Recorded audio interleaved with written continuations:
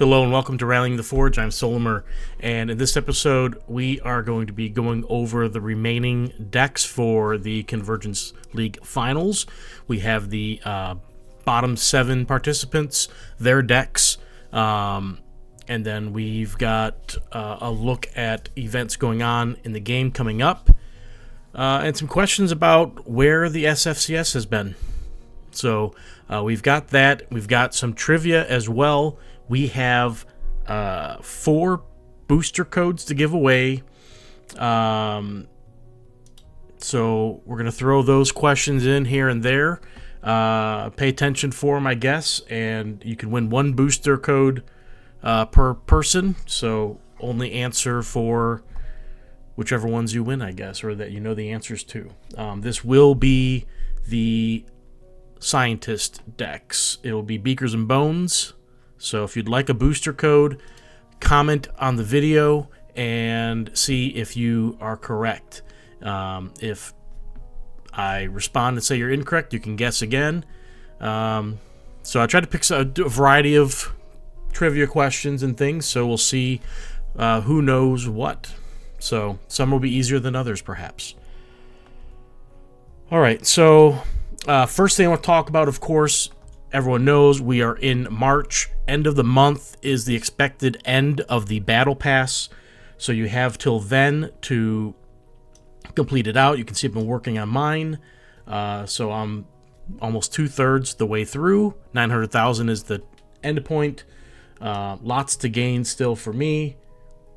So make sure you're working on that, as they will give a couple week notice when it's going to end. But my anticipation is the end of March, as that's going to be when the SFCS season also ends, and I'm also expecting an announcement for the next legendary drop, which I'm expecting to happen for April, which will begin with a new season as well.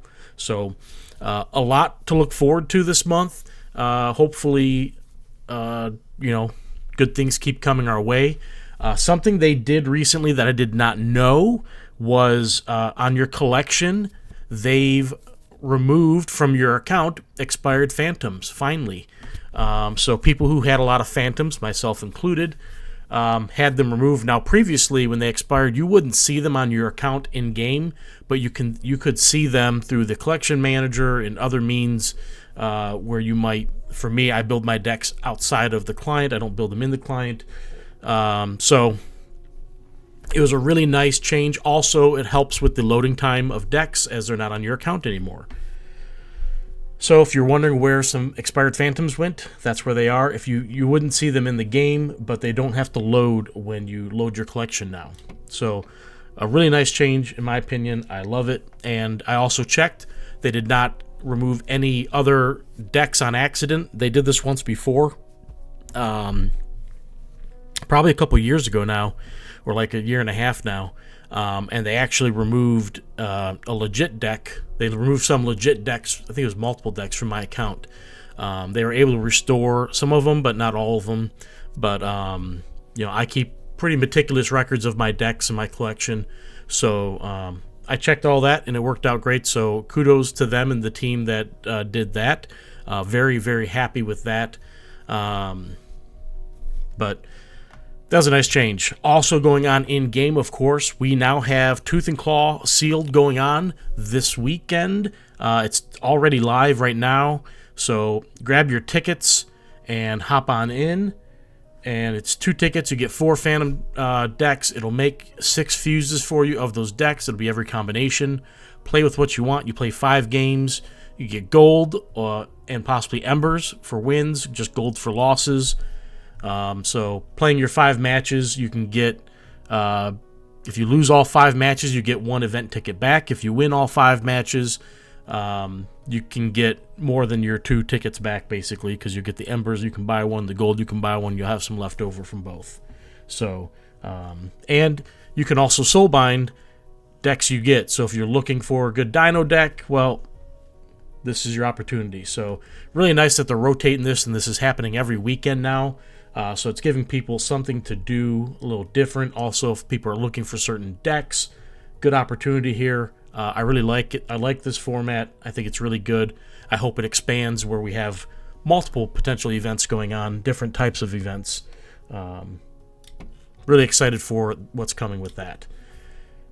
So you can see event tickets here in the shop. Like I said, 750 gold, 15 embers, whichever you want to pay with. I don't think there's anything else different in the store. So, yeah. So that's pretty much everything in client to talk about. Let's talk about the SFCS next. If I can figure out how to get to it. So the SFCS, of course, we had the new season, Season 5, start in February.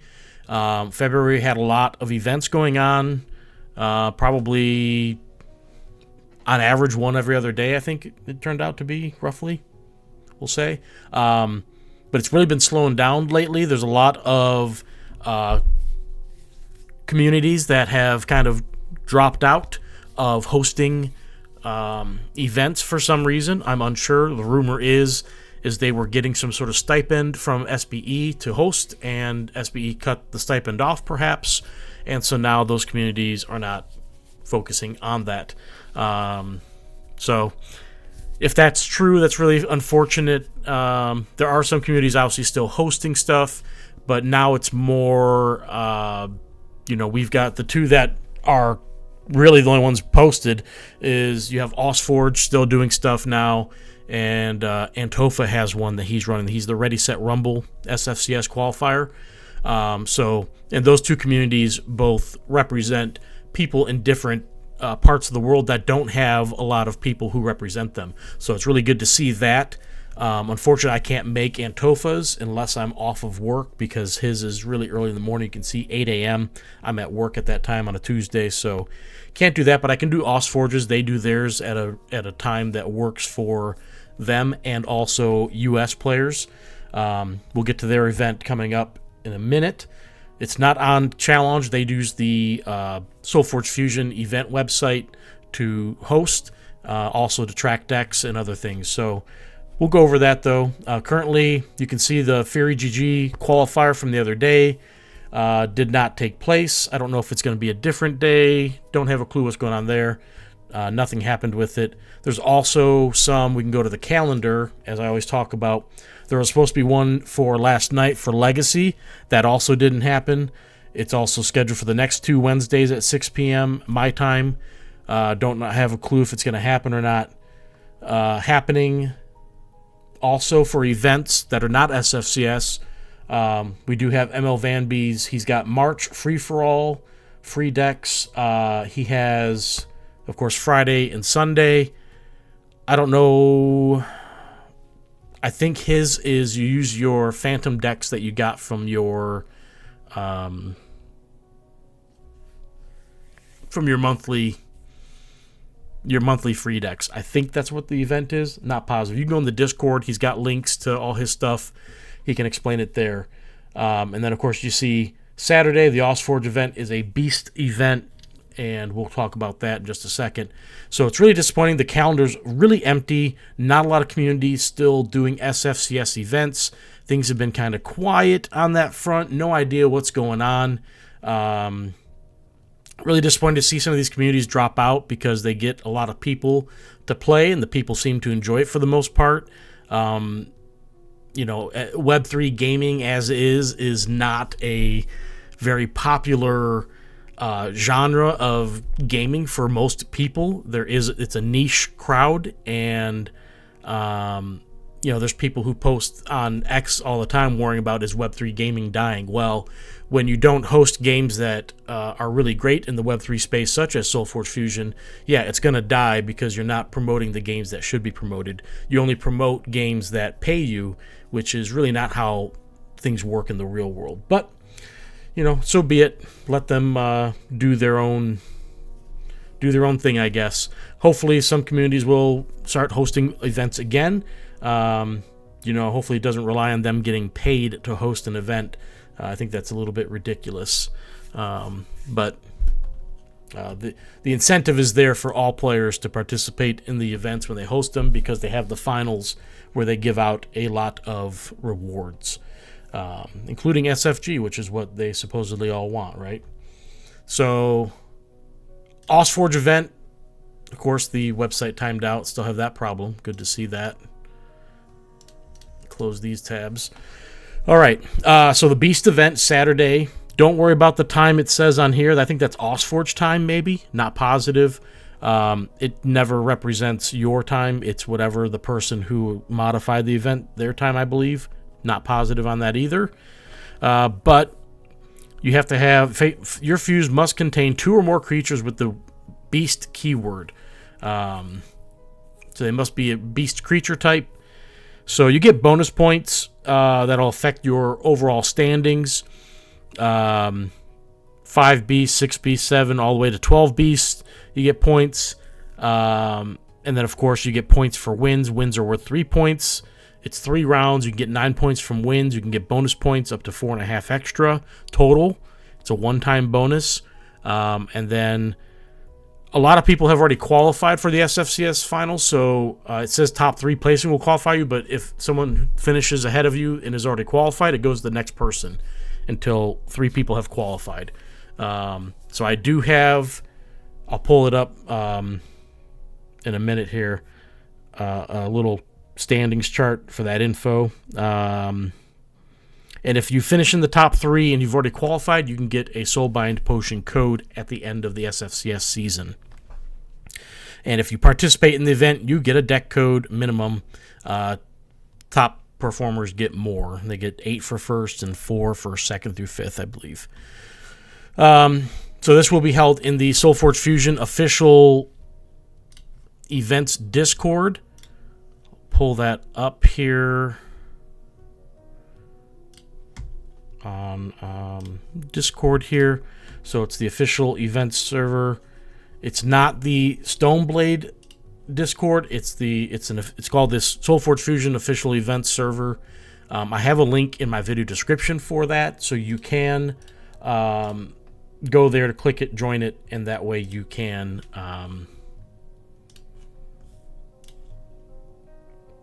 join that server so you can participate. Oops, let's go to here. So the standings.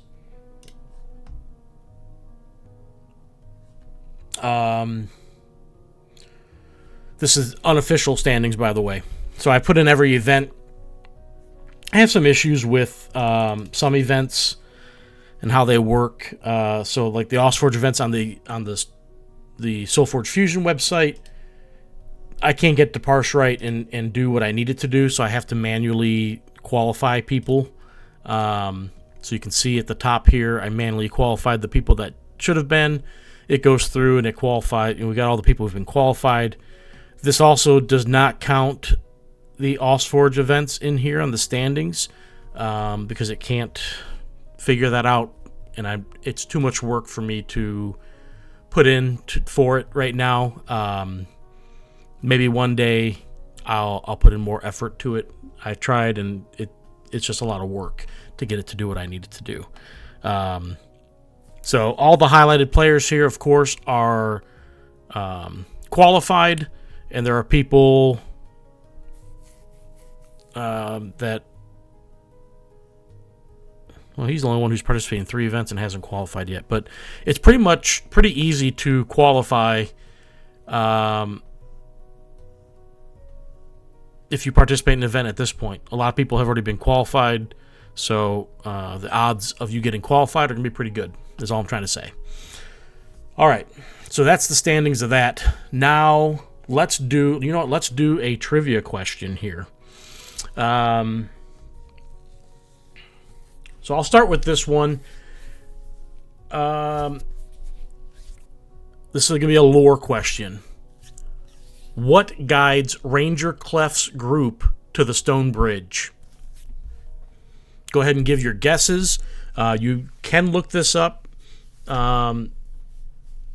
So there, everything I've got, you should be able to look up, except for there's one special question. Everything else should be able to be, you can look up, of course. So if you're into the lore, though, you might know. but I'd be curious to see who gets that question correct. What guides Ranger Clef's group to the Stone Bridge? That is question number 1. All right. Let's close this out. Get these extra tabs closed. I got a lot of windows open. All right. So, the Convergence League Finals. Of course, we know Traveler won. We've gone through his deck, the top 4 decks, the top 8 decks, and now we're going through what ends up being the top 17 decks. Or 15 decks, my bad. 15 decks. So everyone here who did not advance, we have Mr. Huat, Antofa, TheUpsideDown, BionicSoup, Feroe, Ithai, and Ikesninjas. So we're going to go through their decks. I have not looked at them other than loading them up, so you're going to get my first impressions. Again, don't take it personal if I don't like your deck or I don't understand your deck. Everyone has different thoughts on things. Sometimes you're limited by your collection. I certainly am not perfect. I didn't win this thing, so obviously I don't have really any room to speak, but I'm just giving my opinion on the decks, and I like to think that I'm at least somewhat right in most instances. So we're going to go that. We're going to go from top down. So we have Mr. Huat's decks first. I'll tell you what deck I think should have been banned if I played him. But sometimes you just never know. Sometimes you pick the wrong deck. But so we have here his first deck is a Nova Elementalist deck. He has it with a Darkheart Sorcerer. So it's a more traditional style Nova deck, RSE. You can see he has 5 spells in the Necream half with a Rune-Scarred Pit and a Glowhive Nursery, which is nice. So this is definitely going to be, again, an RSC I'm not going to dig too much into unless they have some sort of weird fuse with it. But this is a pretty standard RSC build. And the traditional way to flip is going to be Darkheart Sorcerer. This is definitely on the list to be banned because it is a traditional RSC deck. Can be really strong if it goes well. It can also miss and be awful. But I think with the Glowhive Nursery and Rune-Scarred Pit, he might be hedging against having to have RSC flip by having a lot of minion stuff going on. So there's that deck. The next deck here, we have a Nuterra Necreum build. He's got a set 3 Necreum with a Darkshaper Savant. He's got a Blight Witch there. A Circe's Call, River of Souls. He's got it paired with a set 1 Nuterra that has a Nuterra Charger. And it's got 5 spells. A lot of spells in this deck. It's not really a standard Nuterra Necreum life gain or Mantis Forge Seal, Krogaius, any of that stuff. This is just... I feel like it's really geared towards the Darkshaper Savant and maybe some minions, potentially with the Ruthless Wanderers and Army, maybe. I don't know if that's an avenue he looked at with the deck. I'm not really sure. He does have Lycian Rain, which pumps minions. He does have a Biologist. He's got a Splicer. So a lot of minion synergies going on here. And I don't know that I like this build so much. I don't know that it's really strong. I could see one of the many Furia Shardback decks that people have brought controlling this very easily. He doesn't have a ton of pump where he can get his guys too big, too fast, and he can overwhelm the opponent. So... But it might just be something he put together because Nuterra Necreum does work well together. I don't know how this one plays. But it'd be curious to see. We'll see what else he's got here. So he has a Scientist Aloyan deck, which is a set 1 deck. Or no, set 4, I'm sorry. Set 4 deck with a set 1 Utera deck, and this deck has Krogaius in it. Ooh. Okay. He's got System Upgrade and Stroke of Genius in the same deck. I love that, by the way. It's wonderful to see those two spells together. They're both really good, in my opinion. He does have a Sequencer as well, so this is anti-RC tech here. But, again, even though it is a Scientist deck, and it does have decent spells for Alolan, considering, I don't know how much of a fan I am of this one. The Krogaius and Basher and the Vermin are really nice. The Wanderers. He does have a Splicer in this one as well. He's got Talison, so a lot of extra plays. Obviously, Veilbite can be a nice card. Like, he's got nice cards. I don't know which Forgeborn he uses. He may use the Dark Forge Drain would be probably the way I would go with that. But I just don't know if that's the build I would go with here. But again, we're limited by the rules of Convergence, and sometimes you have to make choices you wouldn't otherwise make.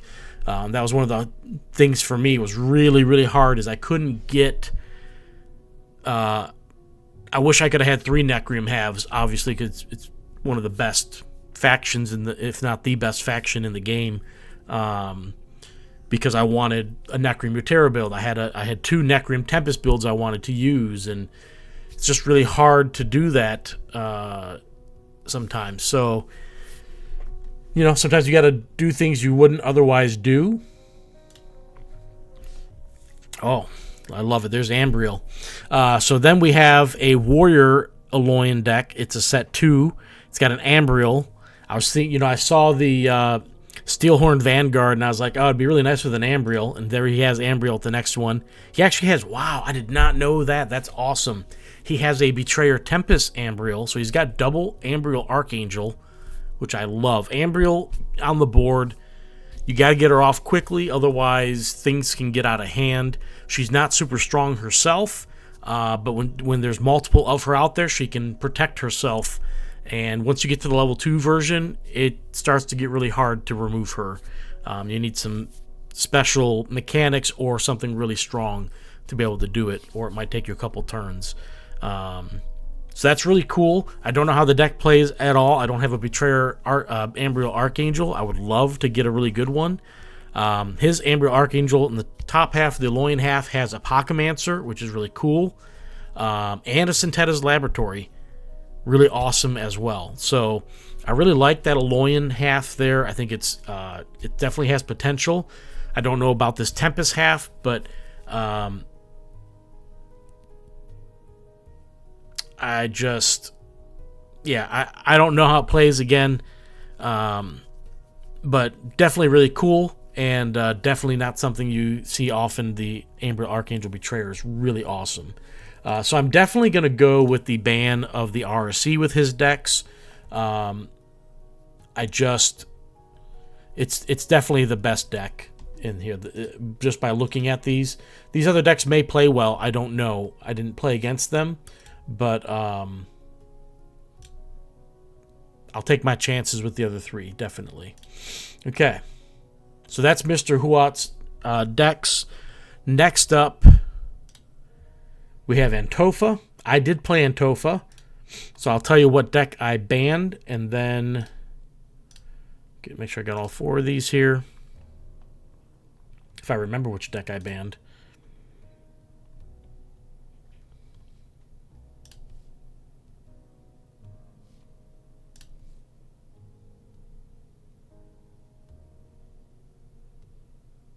I think I banned this deck.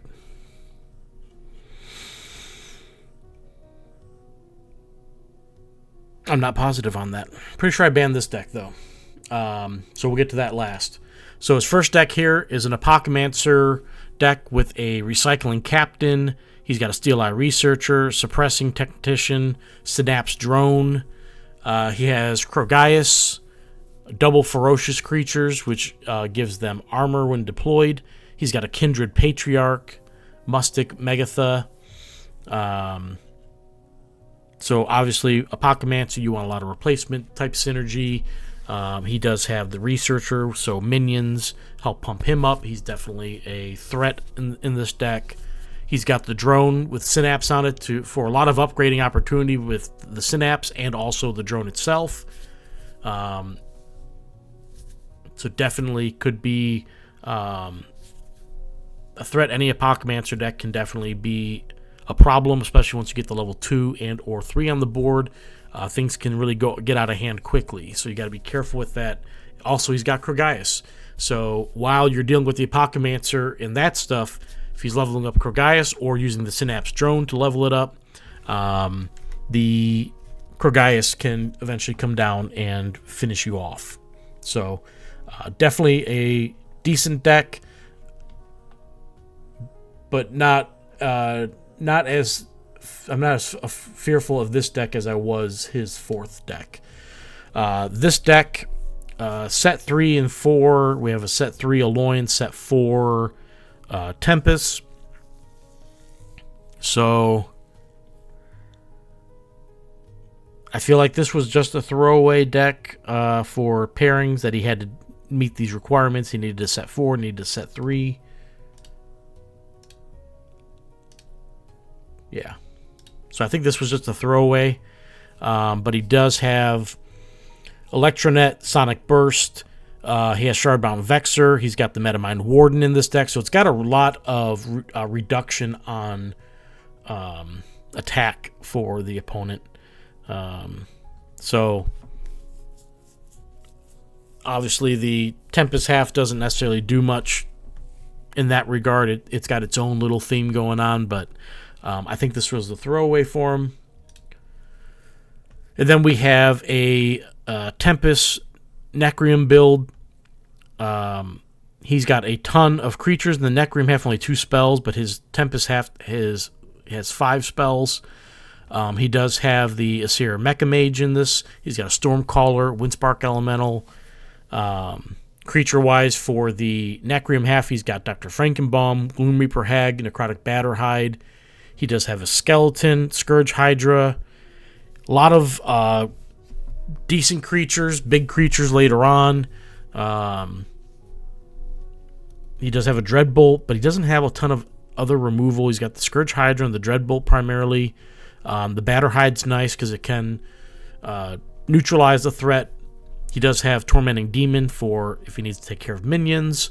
So he's got a lot of different things, but nothing here really overwhelming. If he had a Furious Shard back in that Tempest half, granted it's a set 1, it's not set 2 or 3, but if he had these similar cards in a deck with a Furious Shard back, I think it would have been a better build, and it might have been something to consider. But he may not have a Furious Shard back, I don't know. But definitely a lot of spells, and then he's got the Asir Mecha Mage to clear things off. I feel like that's one of his better cards in the deck. And then the deck I banned, obviously it's a life gain deck. He's got a Leyline Vermin, Spring Dryad, Stampeding Ravager, Swamp Moss Lurker. He's got a Mantis and Forge Seal in this deck. He uses the Nova with it, and he gets a lot of Oak Fathers out with the Mantis and Forge Seal. He's also got Lycian Rain, which he can pump them with. He's got it paired with a Necreum half that has some, it's got the Vampiric Banshee for some life gain, but he's got Zrath's Will for the free play with life gain. Varnus Pact for the minion synergy there. Spirit Leash is another decent removal type card. So this deck is definitely one I did not want to see or face. He plays it a lot in the SFCS qualifiers, and it's not a ton of fun to play against. So I banned this one, definitely. And then we have his other deck. So the Krogaius deck with a lot of upgrade there. We have what I think was a throwaway deck, which was no different than me having the same type of throwaway deck. He has this Necreum Tempest build.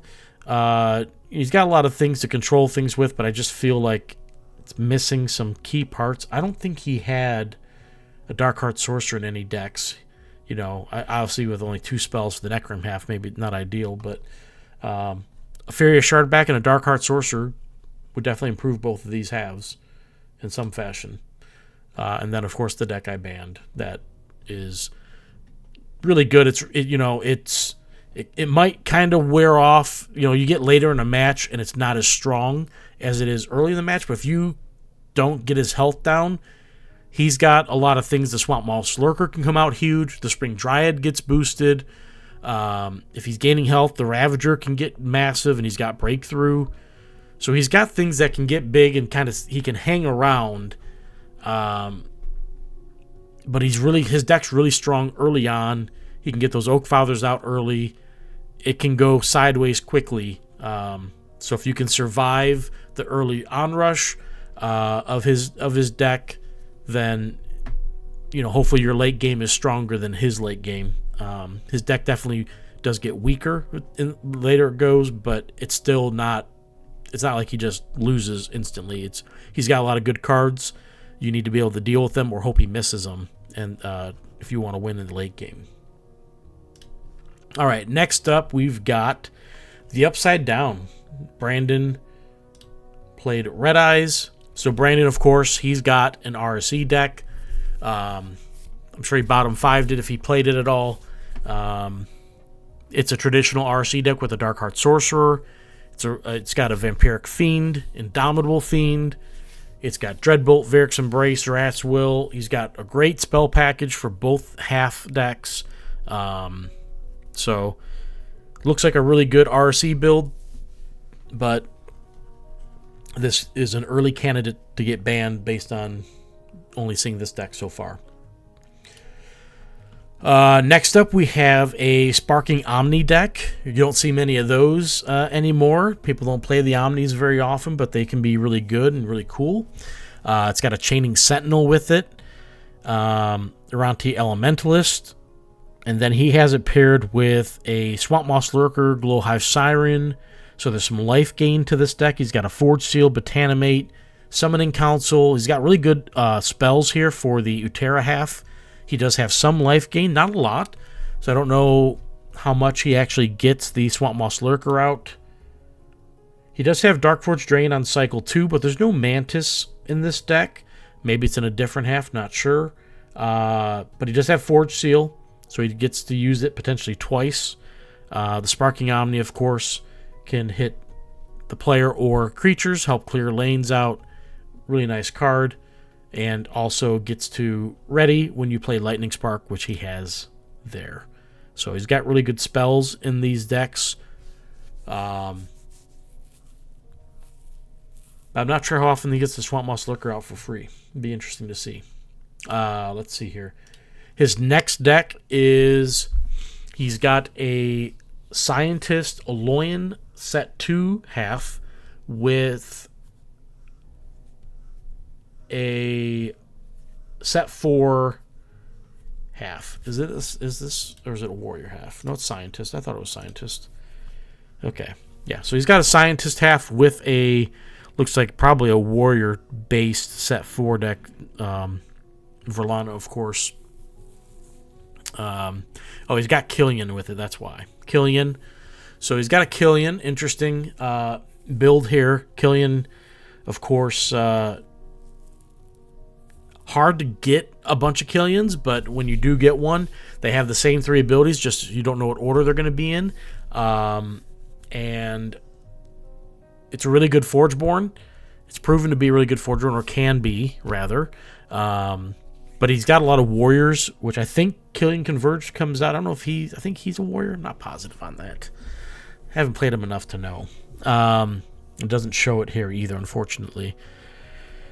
So he's got like a prepared captain, which he's a warrior, buffs warriors, so he's kind of like a rallying creature in this case, but you don't have to replace anything with him, you just play him, and he buffs your warriors, and you got Verlana, Queen's Assassin's a warrior, Fuzus is a warrior, so he's got some warrior synergy. He's got really good spells for Necrim here. Pestilence might be the best spell in set 4.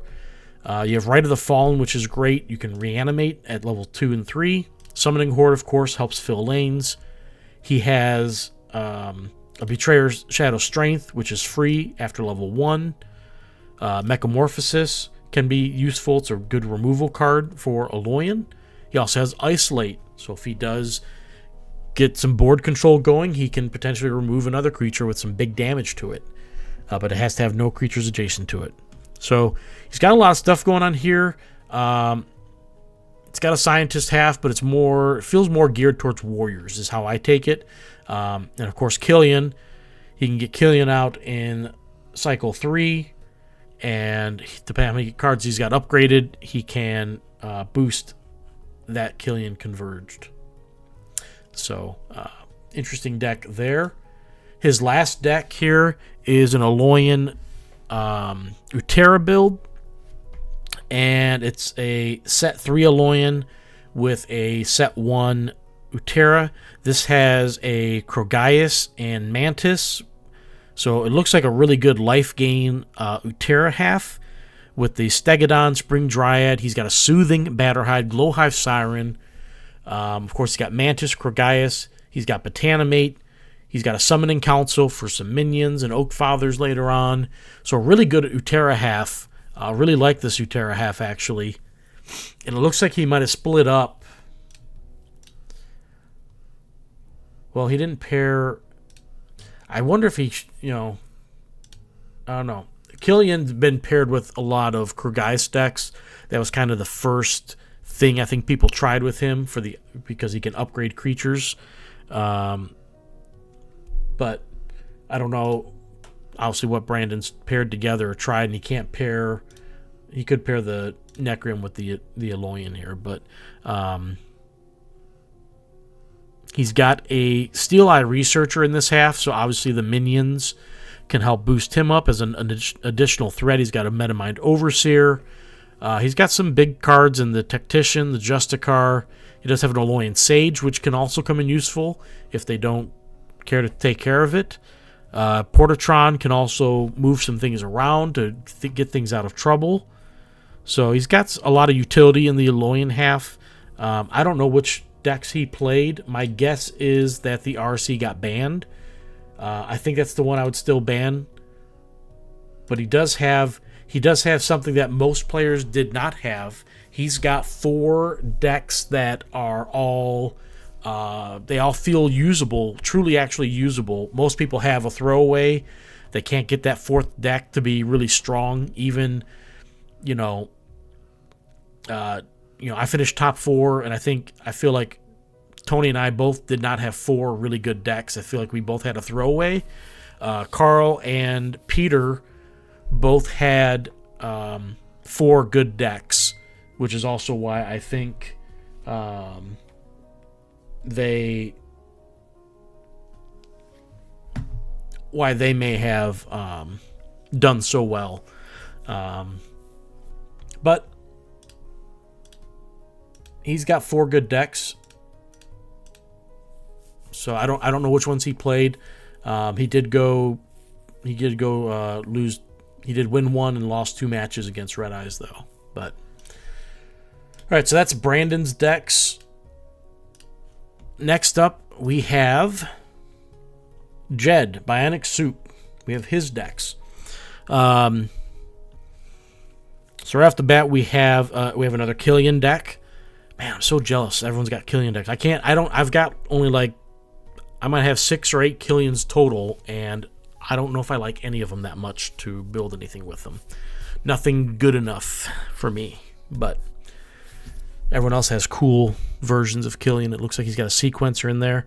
So he's got a Killian Scientist Aloyan set 4 half here with a Utera set 1. And he's got it paired, the Killian paired with a Mantis Forge Seal half, but no Krogaius. But he's got a Glowhive Siren, Shardplate Delver. He's got the Splicer to potentially put Oak Fathers on the board. He's got Druid also doing some work with that. Torquemine Guardian. So he's got the Utera half. The Utera half is a really good half. Spells are good. Creatures are good. No real dead cards. Unless you don't level up Vine Lash at all, then later on in the game it might be more dead. It could still be used though, but it's just less potent. The Killian half, the Eloin half here, he's got a Veilbite, an Operator, a Spell Shield Soldier, so it can't be affected by spells, and it's got a great body on it. He's got an Overseer, he's got an Archivist, it's okay. He does have a Betrayer Rite of the Fallen with it, which is really cool, so he's got some reanimation going here. He's got the Sequencer, of course, I talked about, so he's got some really good cards in this half. I like both halves. I don't know how they work together. Obviously, as the first deck we're looking at here, this deck is on the list for banning. But I don't know. Also, with the Mantis and Forge Seal, he can bring out Killian many times. So even if once you kill him, he can bring him back, essentially. So that's really nice. And also, he can do it basically on demand. He doesn't have to use it when he draws Mantis. He doesn't have to level it up necessarily unless he's trying to get it leveled up for a different ability. He can save it for later to play that Killing Converged and get it out there with a bunch of extra stats. His next deck is a Necrium Eloin build, and he's got a... It's just a he's got a Shambler, he's got a Blight Witch, he's got a Harvester and Stitcher with a Sigmund Fraud, which, of course, plays with the zombies he has. He does have a Necrotic Moeba, which also brings back a zombie. He's got Circe's Call, Dreadbolt. So a lot of stuff going on here. Really nice Necrium half. The only card that is kind of sus is Epidemic, but even sometimes there's uses for it. But very few and far between. Basically a dead card, in my opinion, but everything else, it's great. It's a really, really good Necrium deck. He's got it paired with an Eloin set 1, which has a Drix and double rallying. It's really nice. He's also got a Suppressing Tinkerer, which is a really cool combination. Suppressing, of course, destroy a creature with attack of whatever value or less, and then the Tinkerer also destroys minions. So you can do some real big damage against some decks with that. Actually, he can use that against his own Necrium half and do some work against his own deck there. But the spells, not great. Digitize, okay, but Energy Prison, again, situational. But really, the all-stars are Drix and the double rallying. He does have a stabilizing creature, which is cool. So he's got stabilizing and suppressing. The only thing he's missing is Sonic Burst for the Triple Crown. So obviously hard to get an Apocalypse Drix double rallying deck, but Drix double rallying is really good. And with all these minions, he's got plenty of targets to put the rallying creatures on, and he's also got he should have plenty of board presence to boost things up. And he can sack creatures with Blight Witch to play spells. He's only got 6 spells. Would love for him to have a couple more spells total, but it is what it is. You know, his Necrium half is really good. I feel like I don't know, would I ban this over the Killian deck? I think the Killian deck is really less suspecting. You'd look at it, obviously Mantis, Forge Seal, you're just thinking like, oh, he gets a level 2, or I think it's a level 1 Killian, but you get a level 1 Killian out there that's starting at cycle 2. It's just an extra creature. So I think right now I would look to ban this deck because the rallying can get nuts when you start doubling him up. If he's got a full board and constantly he's getting creatures back with the Harvester and the Scientist stuff and putting minions back out there. Not to mention he's got a Shambler. Right now I think I would look to ban this deck, but I don't know what else he has. So his third deck is an RC deck. There's your Darkheart Sorcerer, Necromancer. So right now, this deck is definitely the one I'm banning at this point. It's double Flame Jet, which is really cool. He's got the Betrayer Flame Jet and a Flame Jet with his Nova. So he can bring you down pretty quickly on top of being a really aggressive format. He does have a Shardback in the deck. And he's got a Windy creature, but he can't in-game target his own creature, I don't believe, with Windy. nothing, he can't target it himself, but if there's anything where your opponent might damage it, it can be a good deterrent. It does have an Elementalist for some free spell play, but this one I would definitely ban compared to the other two. Definitely not dealing with this at this point. His fourth deck he's got a set 3 Dino. So he's got both decks are Dino decks, but he's got a set 3 Utera and a set 2 Tempest.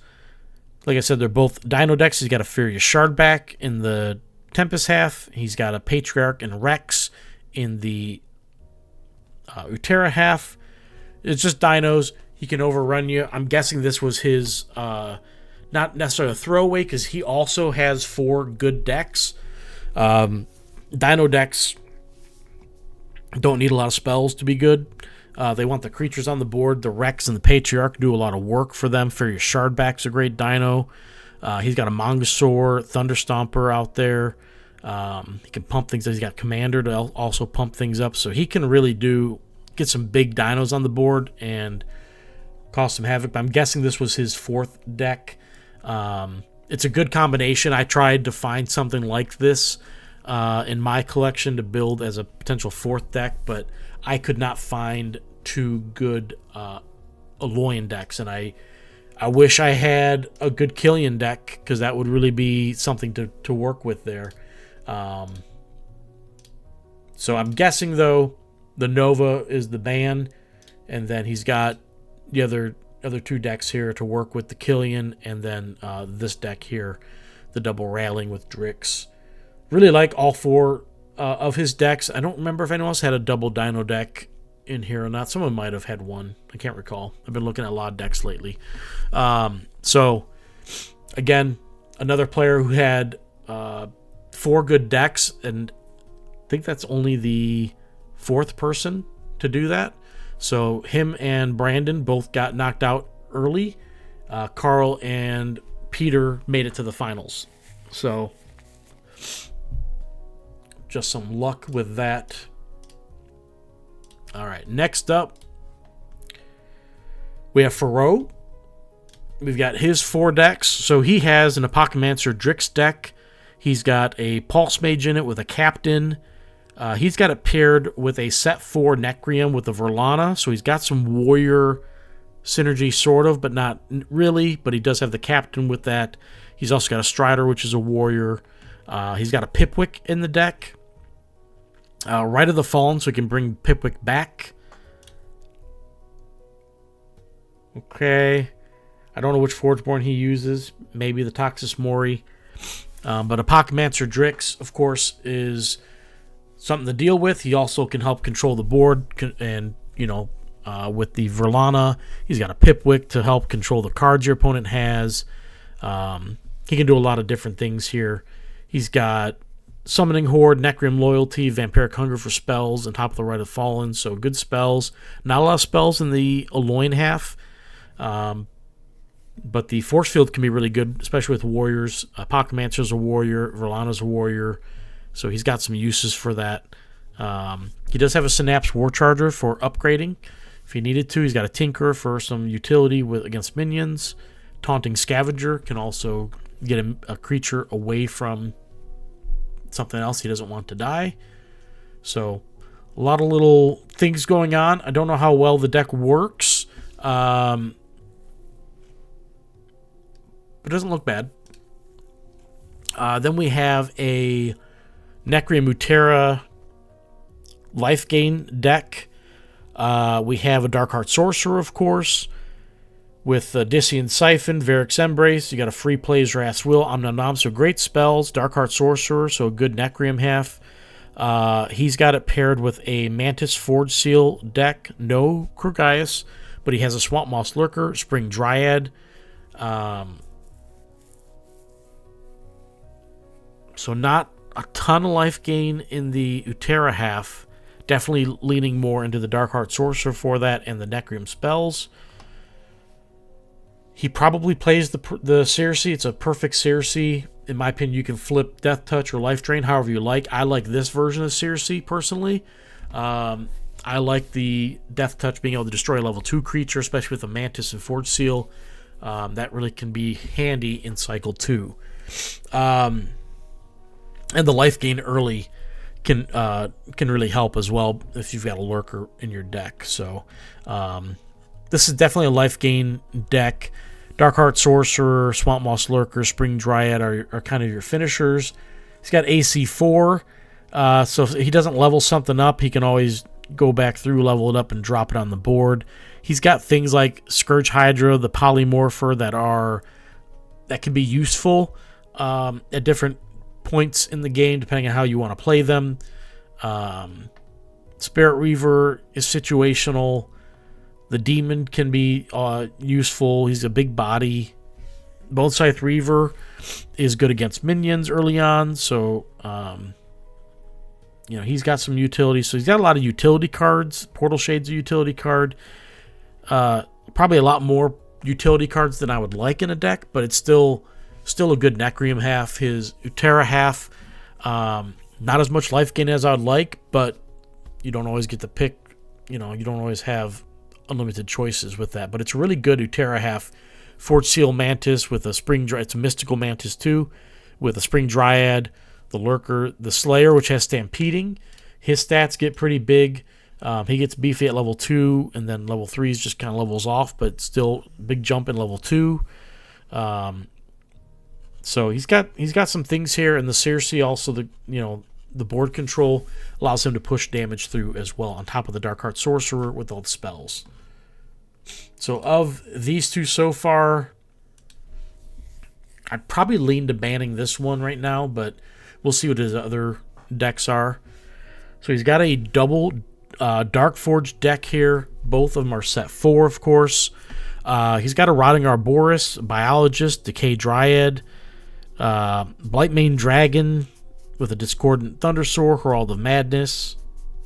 He's got a Tempest and Utero Loyalty in these halves. Not sure the play lines that he takes with the deck. Obviously, there's a level where you could do Blightmane Dragon. He does have Darkforge Reanimation at Cycle 3, so he can do double Blightmane Dragon. That's a thing that I've been trying to find a consistent good version of it. It's hard.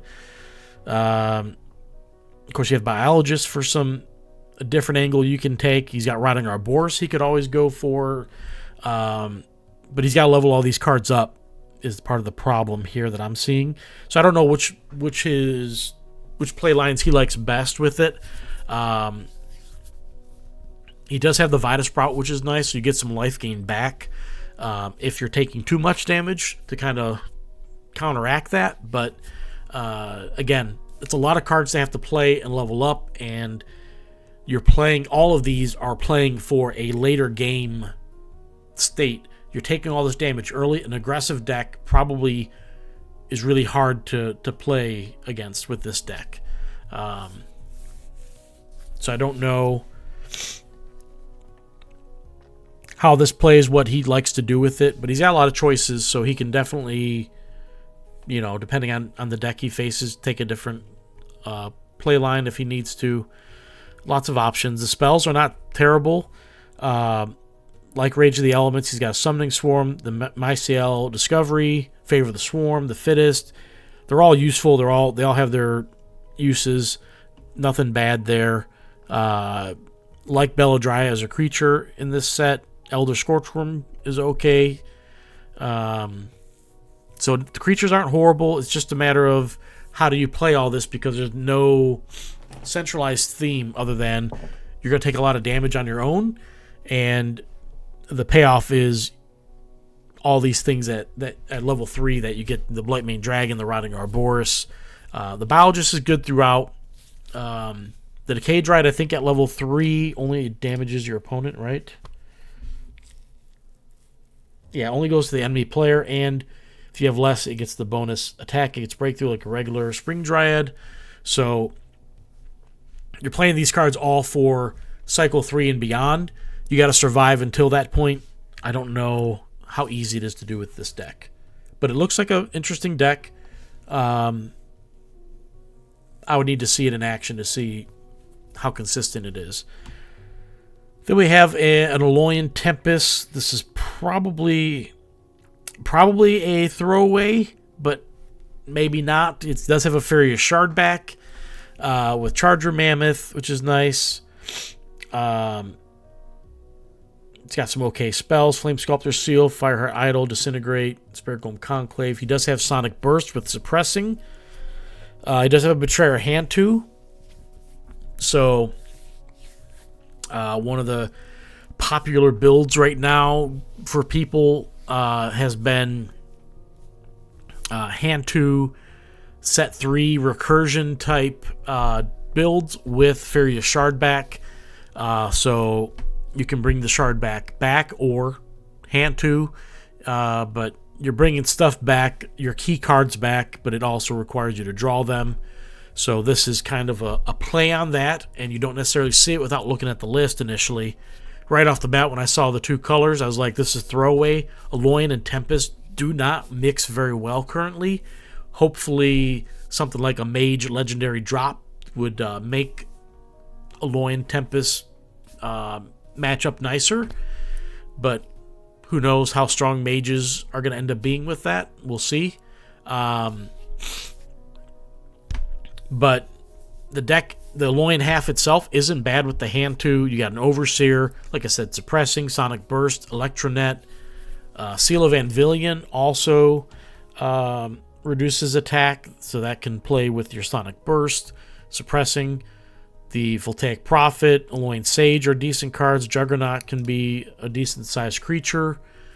So he's got decent cards in the half, but whenever I see set 3 Alolan, it feels throwaway. This pairing is sneaky. I don't know if he played it or not. I'd be curious to see how it works without the, normally you'd have Hantu and Necrium. You'd have a potential with a River of Souls. You could have a Dire Hound with it to bring it back. Some other options. So I'd be curious to see how it plays. I don't know if he played it or not. What deck got banned? I think I would ban the Life Gain deck. He probably definitely played this deck. And then between these two, I'm not sure which one he played. He might have played this one. This one could be interesting. You draw the Shard back in the Hantu and some of your other stuff anyway, like they can cause a lot of damage to your opponent. So they're both really good cards on their own to win a match for you. So combined, they've proven to be somewhat challenging. So that's these 4 decks. I won't say they're 4 good decks. I'm not big on this deck. I'm curious how he plays it. I don't think it's necessarily a bad deck. I just think it has too much going on, and there's no direction for it. And if you need to go a certain direction, you may not draw those cards. I don't know. I don't think I like this pairing so much. But the other decks all are half decent in their own right. This is one of those spicy decks that, where you get a Betrayer and you just never know when it's going to be useful. This is definitely a good use of it, and the surrounding cards with it are pretty decent. So that's a nice Betrayer deck to have there.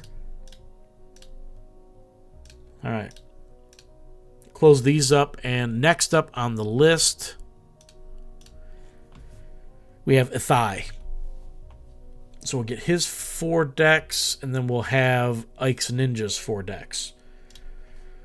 Okay, so we have an RSC deck with a Darkheart Sorcerer, so a relatively traditional RSC build. I don't see anything special other than that with it, so won't spend too much time with it. I would probably start right now with the ban on that, but we'll see what the other decks are. We have a double legendary build here with an Eldritch Experiment. It's one of the few legendaries I don't have. Would really like to get one. Blightscale Dragon. That is a JedForge legendary as well. It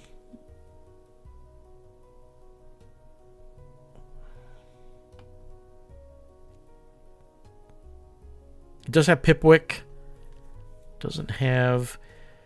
Not big on the Aloyan half. I'm not sure if the Blade Scale Dragon does something for him. I mean, if you get health below a certain amount, it can do... Especially when you get below 20 with the blasting, it can do a bunch of stuff. But I don't know how it plays. I'm just not sure. Don't know if I like this deck so much, but I don't know how it plays. I haven't played against it. Doesn't have a lot of cards that I would want. He does have Pipwick and Soul Harvest, so he can do a lot of work on your hand, which can also cause problems for you. But I don't feel like, aside from the Blightscale Dragon, I don't know there's anything I'm really afraid of. The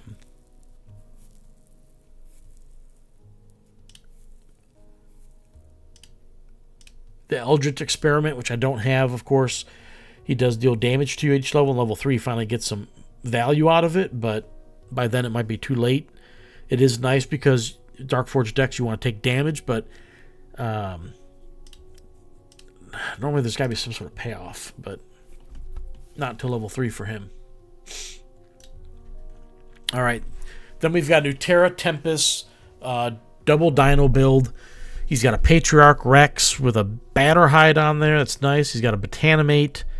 It's a Dark Forged dinosaur deck, so he's got a double Thundersaur build here, a Warped Glider. He's got a Bulking Rex, so he's got some good dinos in this deck.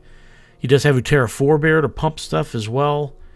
He's got some pretty good spells. He's got a double Loyalty Tempest and Dark Forge Loyalty in the same half here.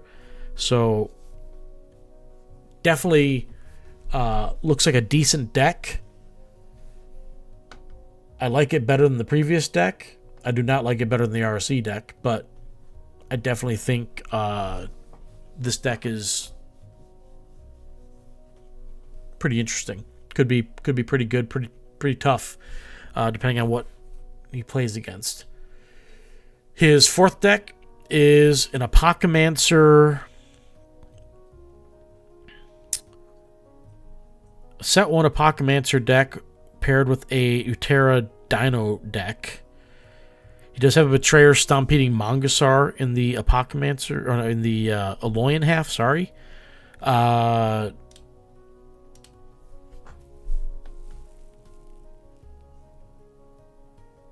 don't know how I feel about it. He's got some dinosaurs. He's got a Patriarch,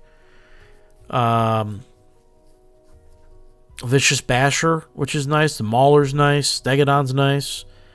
Don't care for the Matriarch.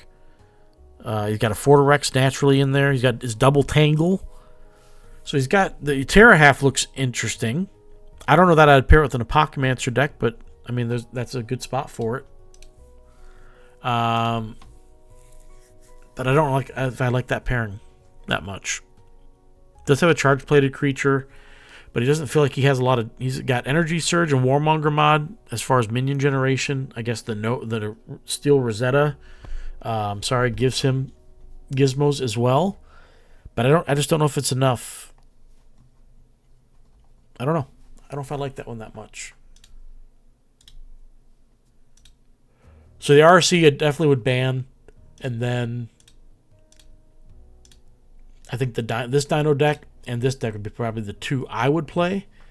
But there might be something where this deck plays better than it looks, and he might use it. I don't know. But this deck definitely looks really, really strong. And if he can get these creatures out there and keep a board presence with them, you're just going to struggle. If you can't get the Rex and Patriarch off the board, he's got too much other stuff going on that it's not going to be good for you. So, and this deck, I mean, I can see the dinosaurs on top of the minions, the gizmos, getting huge and causing a problem. Plus, you get the Apocamancer proc off of it, but I don't know. It just doesn't. I don't know. That's all I can say. I just don't know. I don't know how it plays, how well it plays. All right. So that's Ithai's decks. And then we have Ikesninjas, his 4 decks. So he has a Blight Witch, Necromancer with a Stitcher deck here with the Dreadbolt, Necrovive, and Varnus Pact. He has a 6-spell Utera pair with a Kindred Batterhide with not much life gain. Ooh. Interesting. He does have a Devouring Reaper, so obviously he's going to be playing lots of spells. The Stitcher can bring back a creature. Necromancer is really nice. The Ghoulish Necromancer is really nice because you get to upgrade twice, basically, with it when you play it and activate, so you don't want that first turn. He's got a Cutthroat creature in it, so he's got a lot of good Necrium cards. Spite Maiden for free spell plays. Tormenting Creeper is really nice for taking out a minion and also the damage. He can destroy a minion first, so they can't sack it to that.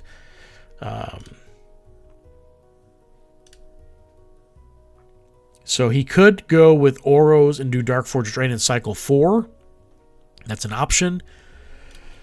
Or he could do the Cersei with AC4. I'm not sure which version he goes with. I think with the spells, I would go towards the Oros in this case.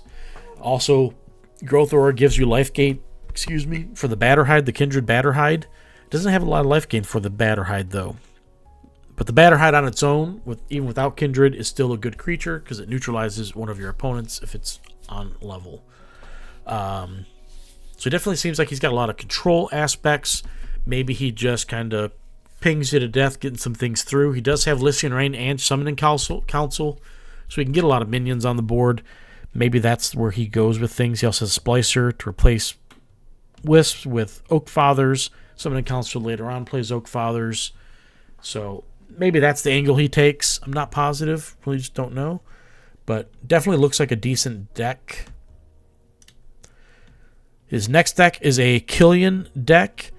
So it's a Scientist deck. And he's got that paired with a Mantis Krogaius build. He's got a Batterhide, a Mystical Ravager, Spring Dryad, Stouthide Stegodon. So he's got a pretty good Utera half here with a Botanimate. His Aloyan half with the Killian. He gets Killian Converged at cycle 2. So that seems to be the popular way to play Killian, is have him on cycle 2. Is how it's looking like from everything I can tell. He does have a Palladium Pulse Mage. He's got an Overseer, Synapse Tactician to upgrade things. So he doesn't have to play the low-level Krogaius if he doesn't want. He's got Electronet, Energy Surge, Infernal Ritual Betrayer, which is really nice. Cypian Augmentation is really good. So he's got really good spells. Really like this deck. I think I would ban this deck over this deck right now. See what else he's got. So he's got an Astraxian deck. He's got a Dino half paired with a set 3 Necrium hand 2 deck with a Shambler, with Shambling. He's got a Darkshaper Savant and lots of spells. He's got the River of Souls. He's got an Infernal Ritual, Varix Embrace. He's got good spells here. Dreadbolt. He's got good spells in the Tempest half as well, with Warbringer Ritual, Chant of Umberk with the Dinos. He's got a Chaining Shard back, Charger Mammoth, Thundersoar. Interesting build. I don't know if it's just a pairing out of convenience needed for Convergence League, or if this was a pair that he actually built for some reason. I think it's more of a pair for the Convergence League, perhaps. Only thing that would make this deck better, I think, is if instead of Chaining, if it was a Farius Shard back. That could be really fun with the Astraxian. His last deck is a Nova deck with an Aloyan pair. So, not standard RSC. I probably would not ban it just because it's paired with set 4 Aloyan, which is, well, Aloyan generally is just awful. But it does have a Voidplate Yeti, a Metamind Omen Seer. He's got a Darkforge Loyalty, Fire Squad can be useful. So he's got some okay cards. I don't know if it's my favorite. He does have a Glacier in it, which is nice. So Glacier, a Betrayer Glacier, of course, can do some work for you, but I don't know if I like that half deck that much. I think I'll take my chances against this RSE. So I think I would ban the Killian deck. And if you hadn't really faced a lot of Killian decks or seen anything like that, maybe people wouldn't, and they'd probably ban, I would think, this deck next. But I don't know. So I think also I don't want to call this deck good. I can't say he's got 4 good decks. But he's definitely got 3, and then he's got a half. He's got 3.5. But obviously you're stuck with having to pair things, and most of the time we find a Tempest Alolan pairing in everyone's decks, and it's always the throwaway, in my opinion. In this case, he doesn't build a traditional RSE. He uses it as his throwaway deck, but also potentially letting people ban that deck, which gives him access to his other 3 decks, and he's got his pick of the litter, so to speak. Because some people see RC and they automatically ban it. I don't know, who did he play? Oh, he played Traveler, so I bet Traveler did not ban this deck. I wonder which deck Traveler banned, but I would guess the Killian deck. That's what I would ban. This deck is interesting. I just don't know if it has enough to make me afraid. I feel like the mid-game fork could be really good with all the Oak Fathers that he can generate, but otherwise, if you get through that, he doesn't have anything else. So, interesting decks. So, again, I'll have links to everyone's decks, like I always do, in the video description.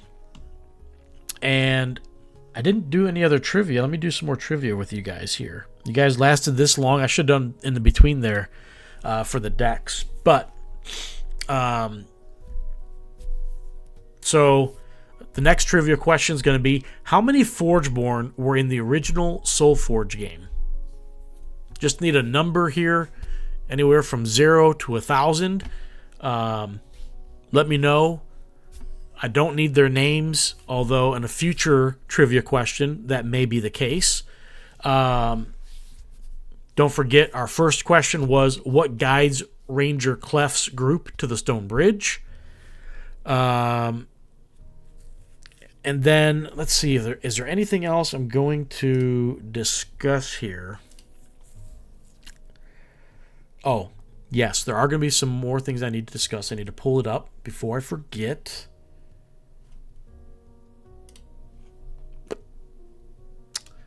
Totally forgot about this. That's my bad. I did want to talk about it. There's 2 things. 2 things. Hate when I forget things, but my mind was elsewhere. All right. Got those ready. Okay. So let's talk about...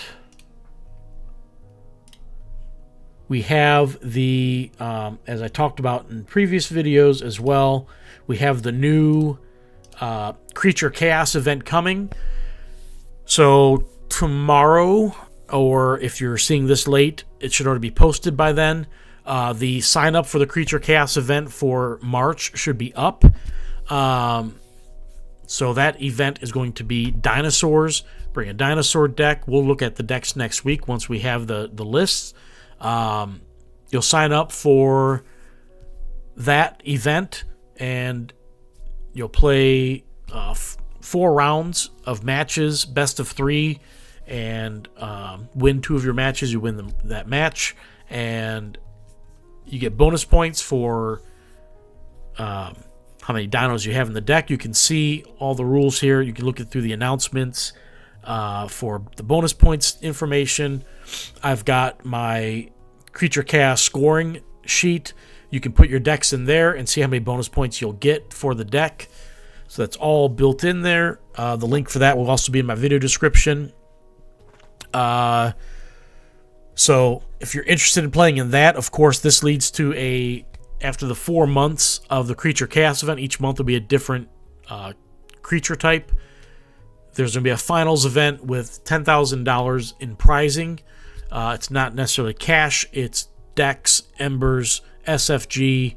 And you have to qualify through these events. The only way is if you finish top 4 in the scoring. So it's not just wins, it's also the bonus points. So a lot to consider with it.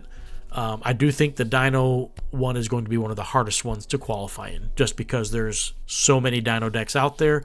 And even before the Legendary drop, Dinos were a kind of a sub-theme within the creature types, one of the bigger ones, really, but primarily in Tempest and Utera, of course. So there is that. I still need to pick a deck, which I'll probably do tomorrow when I sign up. But that event, again, check the Discord for the event link or search on the website for it. I don't know if it's Two-Man Challenge or the SolForge site yet. Depends if they get the errors fixed. And then before I do the last thing, let's do another trivia question here. Who was SolForge Fusion's first world champion? And what was their deck? You need to provide a deck link. I don't know if you can put links or not in there. If you cannot, then we'll just take the name. But I need the deck link if you've got it. And the person's name, whether it's their actual name or their pseudonym or whatever you have for them. Let me know who they are, what deck they played, and if you want, tell me what you love about their deck. So let us know who the first world champion was in SolForge Fusion. And then lastly, but definitely not least, JedForge competitive circuit number 2 is full. It will kick off soon. I think we need to have our decks in by Friday the 6th.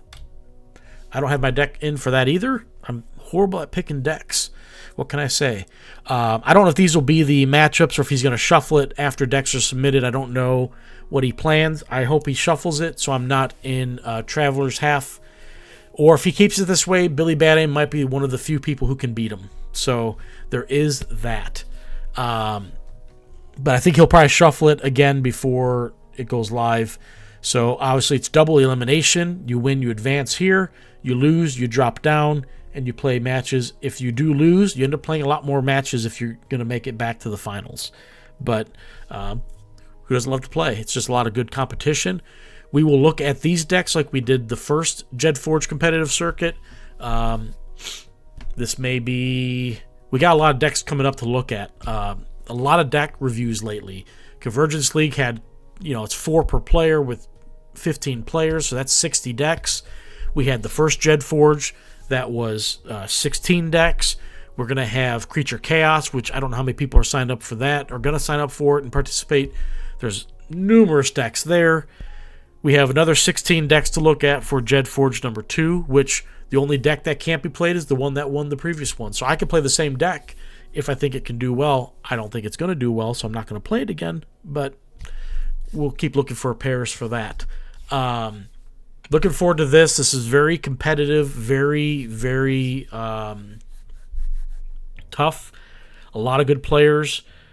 Some of the players are definitely intimidating. You never know what they're going to have and bring, and it's just it's nerve-wracking. So looking forward to this. I have a lot of matches from the first JedForge I haven't posted up yet. I need to do that. A lot of stuff to do, a lot of things, not enough time in the day, So with that, we will go back to wrap this up. I have one more trivia question. What is Traveler's favorite SolForge Fusion card? Give me the card name, and if you guess correctly, you'll win a Beakers Bones Booster Code. So again, you've got 4 opportunities to get a booster code. You can win 1 booster code. So once you win one, please don't answer any of the other trivia questions. Let others have an opportunity, and hopefully you guys know some of these answers, or you can research them, I guess. The only one you can't research is probably Traveler's favorite card. That was the intent. But maybe you know him well enough that you know the answer. I don't know. So it'll be interesting to see what people think his favorite card are. Again, drop a comment and let me know what question you're answering. If you're answering something, and I'll probably know which one you're answering for, but I'll try to keep up with it as far as what people are guessing, if they're right or wrong, so people know where that stands. But good luck, and I'll look forward to the responses for all the trivia and any other comments you guys have about people's decks or the video itself. And let me know if you guys like this content. I enjoy doing deck reviews, and we hadn't for a long time really had a lot of opportunity to do that. And lately, it feels like that's all I've been doing, which is okay. I like looking at decks. I like putting the decks out there for people to see them and be able to, get ideas from other players. There's lots of good ideas out there, and sometimes you don't think of things that other people do, and when you see it, you're like, that would be really cool, and I've got something. So that's all I really have for this episode. I think I covered everything I really wanted to that I could think of. So hopefully you guys enjoyed the video, and I look forward to seeing you guys in game, whether it's in one of these events coming up, or the sealed Dino Tooth and Claw sealed event going on in Client, or if it's just something else in casual or whatever going on. So thanks for watching, and I'll catch you guys later. Take it easy.